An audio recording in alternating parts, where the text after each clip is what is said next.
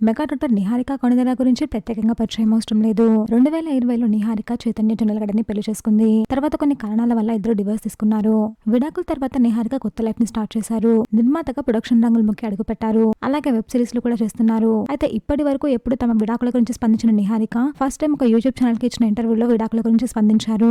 పెళ్లి తర్వాత యాక్టింగ్ చేయడం ఎందుకు వదిలేస్తాను, ఖచ్చితంగా చేస్తాను. కాకపోతే ప్రెసెంట్ ప్రొడక్షన్ రంగంలో బిజీగా ఉండడంతో యాక్టింగ్ కి కొంచెం గ్యాప్ ఇచ్చాను. అయితే ప్రతి ఒక్కరు పెళ్లి చేసుకునే ముందు ఒకరి గురించి ఒకరు కంప్లీట్ గా తెలుసుకోవాలి.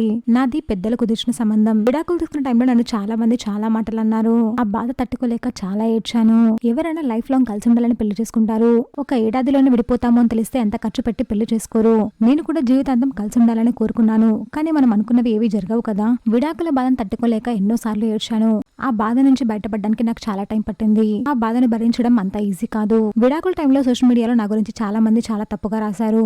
అలాంటివి నేను పట్టించుకోలేదు, పట్టించుకొని కూడా. కానీ నా కుటుంబం నన్ను ఎప్పుడు బరువు అనుకోలేదు. ఈ 2 ఏళ్లలో కుటుంబం విలువేంటో నాకు తెలిసింది. విడాకుల తర్వాత ఎవరిని నమ్మకూడదు అని అర్థమైంది. పెళ్లి నాకు ఒక గుణపాఠం నేర్పింది. ప్రెజెంట్ నా వయసు 30 ఏళ్లు మాత్రమే. నేను ఎప్పటికీ సింగిల్ గా ఉండాలి అని అనుకోవట్లేదు. మంచి వ్యక్తి నా లైఫ్ లోకి వస్తే ఖచ్చితంగా పెళ్లి చేసుకుంటాను అని నిహారిక తెలిపారు. ప్రెజెంట్ నిహారిక చేసిన ఈ కమెంట్స్ వైరల్ అవుతున్నాయి. ఇలాంటి interesting and trending topics miss అవ్వకుండా ఉండాలి అంటే వెంటనే మన ఛానల్ సబ్స్క్రైబ్ చేసుకోండి.